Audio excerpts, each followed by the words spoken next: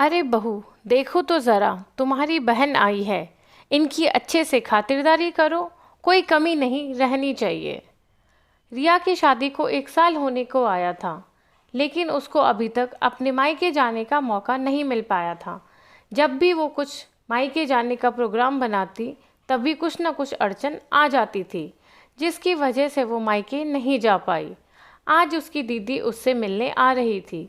माँ की मृत्यु के बाद उन्हीं ने उसको माँ का प्यार दिया था। दीदी रिया को बहुत प्यार करती थी, पर वो अपने ससुराल में खुश रहे इसलिए कभी दखल अंदाजी नहीं की, कभी उसे मिलने भी नहीं गई। रिया के जीजाजी की एक मीटिंग थी, जिसके सिलसिले में उन्हें इस इलाके में 2-4 घंटे के लिए जाना था। तो माया रिया की बहन से सुनकर रहा नहीं गया और वो बोली, मैं भी साथ चलूँगी। माया आज बहुत खुश थी, आखिर अपनी छोटी बहन से जो मिलने जा रही थी इतने दिनों बाद। पर अंदर ही अंदर सोच रही थी कि उसके ससुराल वाले कैसी प्रतिक्रिया देंगे।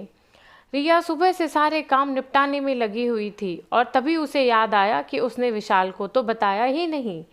हेलो विशाल, आज माया दीदी आ रही है, घर तो तुम थोड़ा जल्दी आ जाओगे। रिया की बात सुनकर विशाल थोड़ा चौंका और बोला, अचानक कैसे, सब ठीक तो है ना? हाँ विशाल, सब ठीक है, बस जीजू को उधर कोई काम था तो दीदी ने कहा इसी बहाने वो मुझसे मिल भी लेंगी। ओह अच्छा, लेकिन मेरी तो आज एक बहुत ज़रूरी मीटिंग है और मैं तुम्हें कॉल करने ही वाला था कि मेरा खाना मत बनाना। विशाल बोला, विशाल दीदी 1 साल बाद मिल रही है और पहली बार आ रही है तो तुम्हें होना चाहिए। मैं जानता हूँ रिया, पर अगर मुझे प्रोग्राम पहले पता होता तो शायद मैं छुट्टी ले सकता, पर अब तो मैं फंस गया हूँ। फिर भी कोशिश ज़रूर करूँगा और अगर तुम्हें कुछ चाहिए तो तुम साहिल, छोटे भाई, उसको बोल देना, वो ला देगा। रिया समझ चुकी थी कि शायद अचानक से बने प्रोग्राम की वजह से विशाल खुश नहीं है, पर उसने कुछ नहीं कहा और फ़ोन रख दिया। रिया दीदी के पसंद के राजमा चावल बनाना चाहती थी, लेकिन राजमा ख़त्म थे तो उसने साहिल को कहा पास वाली दुकान से लाने के लिए और साहिल ने लाकर दे दिए। रिया ने जब राजमा बना लिया तो देखा दही भी ख़त्म है और बिना रायते के तो राजमा चावल अच्छे नहीं लगेंगे। तो जैसे ही उसने साहिल को आवाज़ लगाई तो पता चला कि वो अपने दोस्त के घर जा चुका था।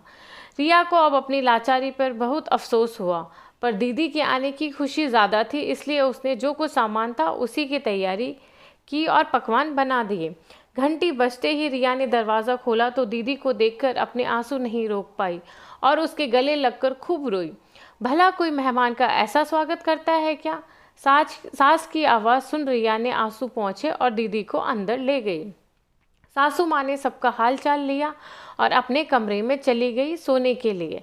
ससुर जी पहले ही औपचारिकता निभाकर जा चुके थे। रिया अकेली थी। अब अपनी बहन की आवभगत करने के लिए रिया अकेली थी, लेकिन उसने कोई कसर नहीं छोड़ी और खुश कर दिया दीदी को। जब रिया रसोई में बर्तन समेट रही थी तो माया ने उससे पूछा, तू खुश तो है ना? हाँ दीदी, बहुत खुश हूँ, आप बताओ, ऐसा क्यों पूछा? जानती है रिया, मैंने तुझे कभी अपनी छोटी बहन नहीं समझा, हमेशा बेटी समझा और माँ बेटी के दिल में छुपी बात समझती है। रिया ने फ्रिज में रखी कुल्फ़ी निकाली और बोली, दीदी मैं खुश हूँ, वो तो बस मुझे लगा कि सबकी व्यवस्था के कारण आपकी आप भगत में कोई कमी न रह जाए। पगली, तू अगर खुश है तो मुझे और क्या चाहिए। बस एक बात हमेशा याद रखना कि कभी कभी हम ऐसे हालातों में घिर जाते हैं कि उस समय खामोशी ही सबसे बेहतर विकल्प होता है। अब विशाल को कुछ मत कहना आने पर, अगर हमने पहले ही बता दिया होता तो शायद वो घर पर ही होता। अचानक से विचार बना इसलिए तो वो हमें मिल नहीं पाया, पर अगली बार तेरे जीजू को भी साथ लेकर आऊँगी। चल अब कुल्फ़ी खाने दे, मुझे निकलना है, फिर देर हो रही है। कहते हुए माया ने कुल्फ़ी ख़त्म की और रिया के सास ससुर से अलविदा लेकर जाने लगी तो रिया को बोली कि हमेशा एक नसीहत याद रखना, माँ कहती थी, एक चुप 100 को मात देती है। हेलो फ्रेंड्स, तो कैसी लगी आपको दो बहनों की यह इमोशनल स्टोरी? कमेंट करके मुझे ज़रूर बताएं।